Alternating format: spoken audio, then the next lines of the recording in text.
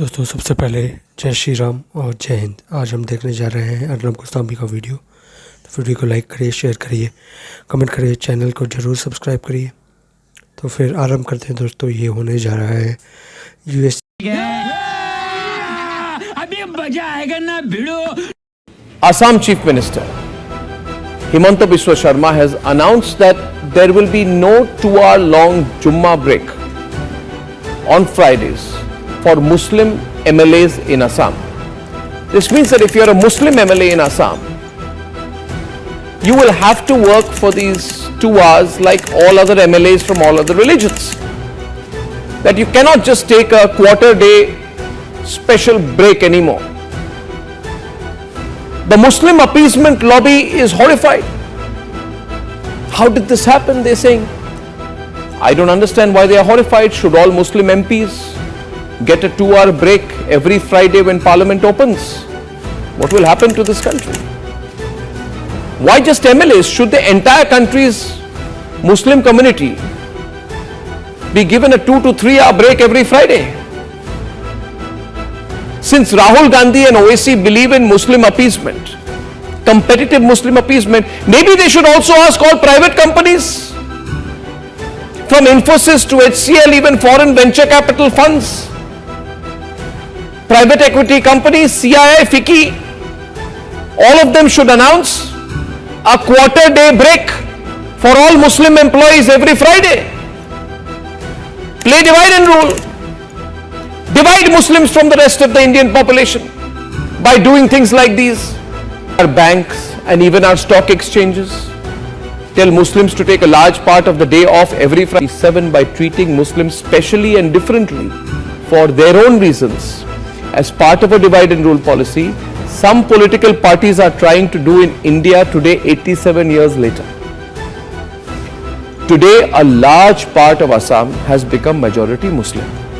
Dhubri is majority Muslim, Borpeta majority Muslim, Naugaon majority Muslim, Gwalpara majority Muslim, Morigaon majority Muslim. Land and threaten the local population. The change is so complete that in these areas completely changes over 30-40 years. What doing?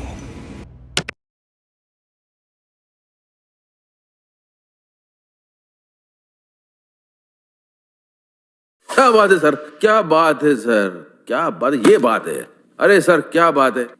दोस्तों video को like करिए, share करिए, comment करिए और channel को ज़रूर subscribe करिए। तो फिर इस वीडियो में अर्नब गोस्वामी बात कर रहे हैं हेमंत बिश्व शर्मा के बारे में। अब आप लोगों को एक दृश्य दिखाता हूँ मैं। 2024 का इलेक्शन में नरेंद्र मोदी ने जब तक एंड में आके उनको पता नहीं चल रहा था कि ये इट्स गोइंग साउथ, पूरा ख़राब हो रहा है, मेरा माहौल ख़राब हो रहा है, तब तक उन्होंने अपना जो तुष्टीकरण, संतुष्टिकरण, ये जो भी secular and pseudo secular policies था ना उनका, बीजेपी का, सेंट्रल लीडरशिप का, उसको जारी रखा था। एंड तक आने के तक उन्होंने ये ओबीसी रिजर्वेशन जो मुसलमान को भी देने की कोशिश कर रहा था कांग्रेस, उसके बारे में बात नहीं किया, क्योंकि कांग्रेस बोल रहा था कि रिजर्वेशन हटा देंगे बीजेपी वाले, और उसके ऊपर फेक वीडियोस डाल रहे थे और बीजेपी वाले कोई एक्शन नहीं ले रहे थे, because they were so arrogant कि उनको 400 पार 400 पार 400 पार मिलेगा। उनको लग रहा था कि कुछ नहीं होगा ऐसा, और बीजेपी को पता चल गया था, उनका ग्राउंड रिपोर्ट उनको पता चल गया था। इसलिए नरेंद्र मोदी ने suddenly after 2 phases he change it's track, पूरी तरह ट्रैक बदल दिया। वो ट्रैक किसका ट्रैक लगाया? वो ट्रैक लगाया योगी आदित्यनाथ का ट्रैक। अभी कुछ और उस टाइम भी बोल रहे थे मोहन यादव और हेमंत बिश्व शर्मा। इन लोगों का ट्रैक क्या था? इन लोगों का था anti appeasement. They don't want any appeasement of the one particular community that is called मुसलमान। मुसलमान लोगों का कोई भी अपीजमेंट नहीं करना चाहते। वो लोग बोलते हैं कि इनका अपीजमेंट करना इट्स ब्लास्फेमी, जैसे गुस्ताखे उसका ये की सज़ा। अगर आप लोग ऐसे ही अपीजमेंट करते रहोगे तो फिर आपका वोट डाउन ही जाएगा। और यही बोला है उन्होंने हेमंत बिश्व शर्मा के बारे में इस वीडियो में। अर्नब गोस्वामी जिसकी बात कर रहे हैं कि आसाम का जो पॉपुलेशन है उसको पूरी तरह सबवर्ट करने की कोशिश कांग्रेस की गवर्नमेंट जब से उधर थी, कांग्रेस की और दूसरी जो Assam Gana Parishad student wing one नाम का उनका एक पार्टी था उधर का, रीजनल पार्टी, उन दोनों पार्टी का मिलके रूल होता था उधर।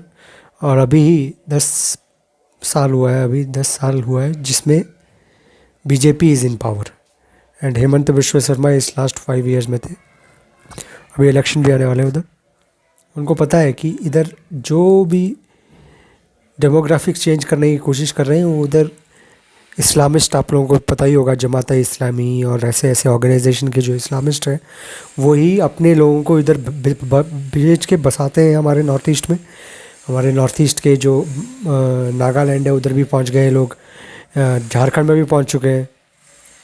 बहुत सारे हमारे जो ट्राइबल्स हैं उनके औरतें उनसे शादी करके दे आर प्रोक्रिएटिंग ऑल्सो, फिर ये सब कर रहे हैं। और हमारा जो स्टेट अपैरेटस है, जो गवर्नमेंट है, वो कुछ कर नहीं रहा है। एक बीजेपी गवर्नमेंट क्यों नहीं कर पा रहा है, उनका एक स्पाइनलेस एक्ट है। और कांग्रेस का तो पता ही है आप लोगों को कि उन लोगों को तो ये वोटर्स लगते हैं उनके, उनको लगता है कि हम हिंदुओं को तो काट देंगे पर ये लोग हमको एक पुश्त वोट करेंगे। पर उन लोगों को पता नहीं है कि अगर एक टाइम आएगा जब वो 50, 55, 60% हो जाएंगे तो फिर वो एक पुश्त वोट आपको नहीं करेंगे, वो एक इस्लामिस्ट पार्टी को वोट कर देंगे और उस इस्लामिस्ट पार्टी को बोलेंगे कि इन लोगों को भी बोलो कि तुम भी कन्वर्ट हो जाओ, तुम भी अपना रिलीजन चेंज कर दो, अदरवाइज़ तुमको हम देख लेंगे, ऐसे ऐसे चीज़ करेंगे। और यही के इसी के ऊपर हेमंत बिश्व शर्मा ने बोला है कि मैं कुछ लोगों का ही सीएम हूँ, मेरे को सब लोगों का सीएम बनने का कोई शौक़ नहीं है। मेरे को पता है कि मेरा स्टेट का एग्जिस्टेंशियल थ्रेट है ये पूरी तरह सॉलो अप करना चाहते हैं पूरे हिंदू पॉपुलेशन को उधर का, और समझते हैं कि हम आराम से कर लेंगे और कोई रेजिस्टेंस नहीं होगा। और हेमंत बिश्व शर्मा उस पर रेजिस्टेंस डाल रहे हैं। बिल लेके आए उन्होंने, वो बिल में मुसलमान बच्चियों का जो शादी का जो एज है वो करेक्ट किया है और वो डिवोर्स भी दे सकती हैं। और वो बोला है कि वो पॉलीगैमी को भी हटाएंगे।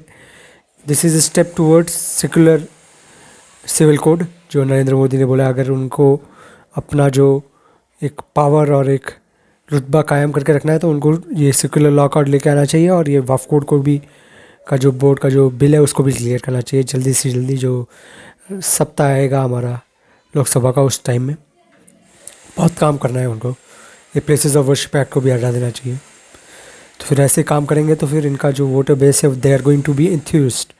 और उनका इंथ्यूजियाज़म अभी किसी से आ रहा है, वो इन रीजनल लीडर्स, रीजनल मतलब बीजेपी के रीजनल सत्रप्स के कारण आ रहा है। जैसे योगी आदित्यनाथ, उन्होंने बोलेगा अगर आप कटोगे तो बटोगे, कास्ट में मत बटो, हिंदू बनो। और इधर भी आसाम में भी ये बोल रहे हैं कि हमारा खतरा है, हमको खतरा है इन घुसपैठियों से, ये जो घुसपैठी है ये हमको कुछ रहने नहीं देंगे इधर। एंड में उनका नंबर बढ़ गया तो फिर हमको कन्वर्ट करने के लिए बोल देंगे और हम कुछ कर नहीं पाएंगे, ये भी बोला है। बहुत अच्छे अच्छे एक्शंस ले रहे हैं और भी ऐसे एक्शंस लेते रहना चाहिए हेमंत बिश्व शर्मा को, तो ही इंडिया का जो कि डिविडेंड है वो चलता रहेगा, otherwise it's a very tough game.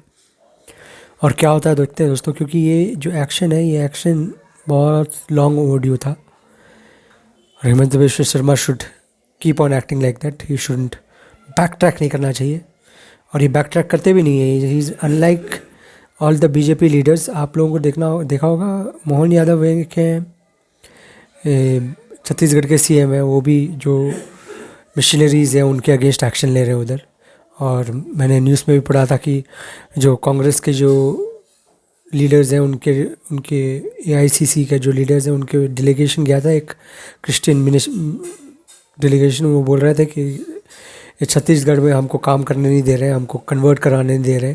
उधर एक पूरा सा बेल्ट बना के रखा था इन लोगों ने, मिशनरी एक्टिविटी करते थे ये सब। यूरोप, अमेरिका, उधर से जेरिको प्रोजेक्ट नाम का एक प्रोजेक्ट होता था, उससे पैसे से लेके कन्वर्ट कराते थे हमारे ट्राइबल लोगों को, उसको रिवर्स करने की पूरी कोशिश कर रहे हैं उधर छत्तीसगढ़ के सीएम। और अभी झारखंड में भी इलेक्शन होगा तो बीजेपी जीत गया तो बहुत अच्छा होगा। और ऐसे ही टफ लीडरशिप हो रहा है उधर और BJP should take actions like that. और आपने तो देखा होगा ये Himanta Biswa Sarma is a Congress import, और Yogi Adityanath is not from the RSS, और वो बीजेपी का जो विंग है उससे भी नहीं है। वो गोरखनाथ का जो मंदिर है, मठ है, उस मठ से आते हैं वो, उसके वो बाबा हैं, उसके वो पूरी तरह पुजारी उजारी जो भी है पूजा वूजा करते हैं उधर के, उनके हेड है वो। तो फिर वो अलग अलग जगह से आए ये दोनों, और ये सबसे ज़्यादा डायनामिक लीडर्स हैं। तो फिर दोस्तों क्या होता है देखते हैं आगे आगे। हेमंत बिश्व शर्मा और भी एक्शंस लेंगे तो उसके ऊपर भी वीडियो देख के हम रिएक्ट जरूर करेंगे। वीडियो को लाइक करिए, शेयर करिए, कमेंट करिए, चैनल को जरूर सब्सक्राइब करिए। हर हर महादेव, जय माँ काली, जय कामाक्षी, और जय श्री राम, जय हिंद। टेक केयर दोस्तों।